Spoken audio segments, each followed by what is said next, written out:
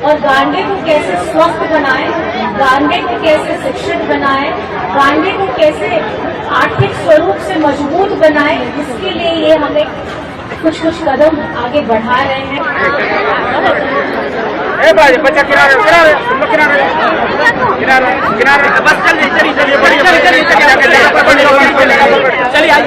गांडे में आई हूँ, कुछ नाम याद रहे न रहे, तेलोडी हमेशा दिमाग में रहता है।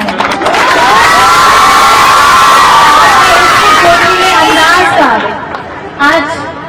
रोड के इस तरफ अंदर में आए हैं। पहले हम लोग सारे कार्यक्रम सामने वाले मैदान में करते थे और मुझे ये लगता है कि ये आप ही लोगों की गर्मजोशी,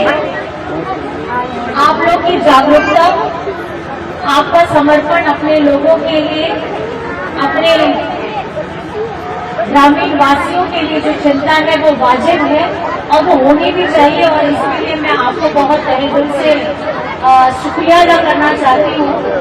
क्योंकि आज ये यहाँ पे हम लोग एकत्रित हुए हैं सिर्फ शिलान्यास के कार्यक्रम में नहीं, उद्घाटन का भी कार्यक्रम है जो यहाँ पे अभी आप लोगों ने देखा। 22 कार्यक्रम,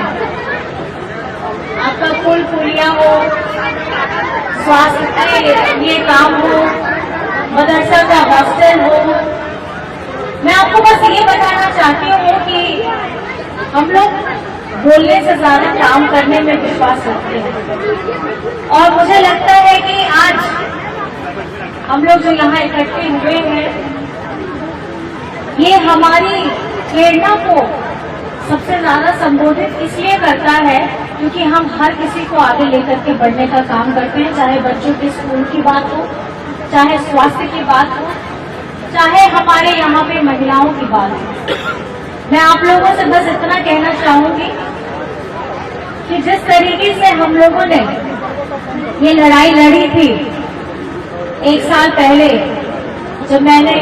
नया आप लोगों के बड़े परिवार में एक बहन के रूप में, बेटी के रूप में आपके समक्ष में आई थी, और उस विषम परिस्थिति में भी आप लोगों ने और खासकर के गांडे के वासियों ने जो प्यार सम्मान मुझे दिया, मुझे लगता है कि अब झारखंड के मानचित्र में गांडे का नाम सबसे पहले में आता है, क्योंकि अब देशवासियों को भी पता लग गया है कि झारखंड में गांडे कहाँ है। तो मुझे आज हम कार्यक्रम करके आ रहे हैं, मैं संक्षिप्त में आप लोगों को उसके बारे में भी बताना चाहूंगी।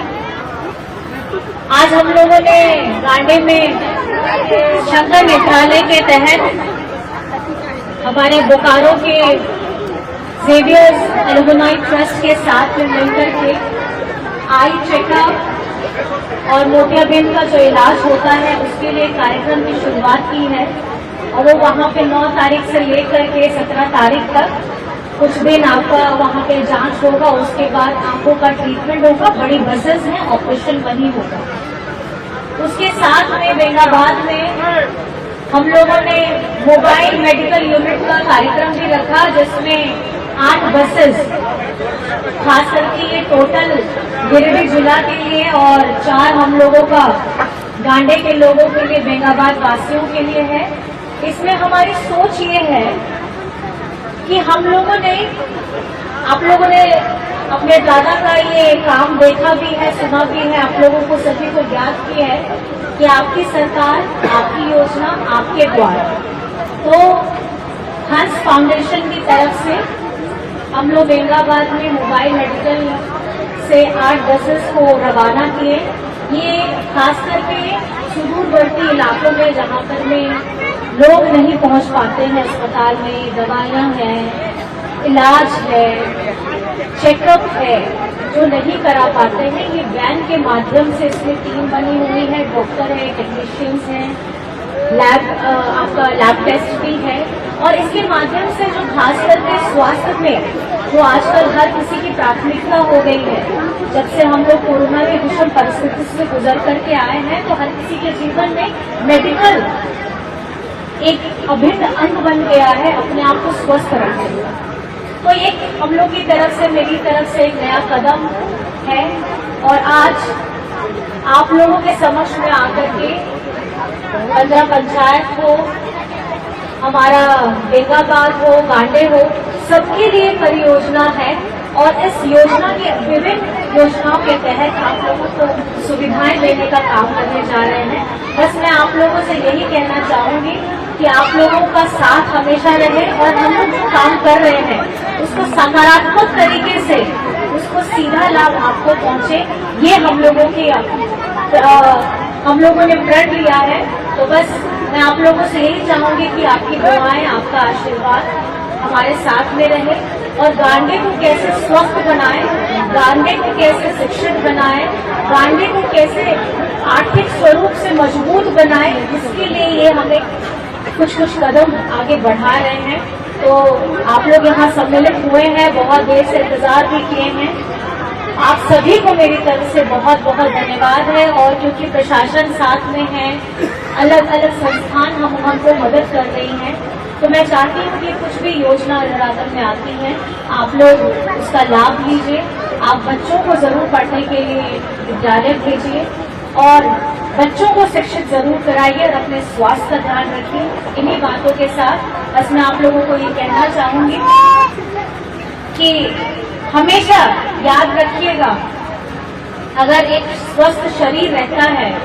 तभी आप एक सेहत जीवन की सपना भी रख सकते हैं। अगर आपका शरीर ही स्वस्थ नहीं है तो आप आगे किसी चीज की परिकल्पना भी नहीं कर पाएंगे। तो मुझे लगता है कि आप सभी को, हमारे बच्चों को भी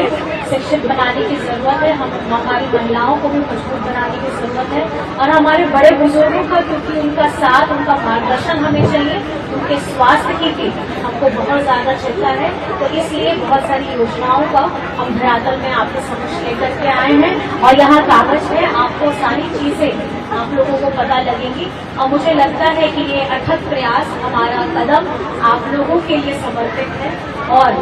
आप लोग क्योंकि हमेशा अपनी दुआओं में हम लोगों को आशीर्वाद दिए हैं, आपकी दुआ भी कबूल हुई है। याद है आप लोगों को जब हम सामने वाले मैदान में थे तो और अज़ान के समय में मैंने यही कहा था कि अपनी दुआओं में जरूर रखिएगा। और आपकी दुआओं का ये है कि आज आपकी अपनी सरकार, आपके दादा की, आपके भाई का, आपका चाचा जी, जो भी आप उन्हें कहते हैं, कि आपकी सरकार बनी है और आपके लिए हम लोग हमेशा प्रतिबद्ध हैं। और इन्हीं बातों के साथ मैं अपनी वाणी को विराम देती हूँ।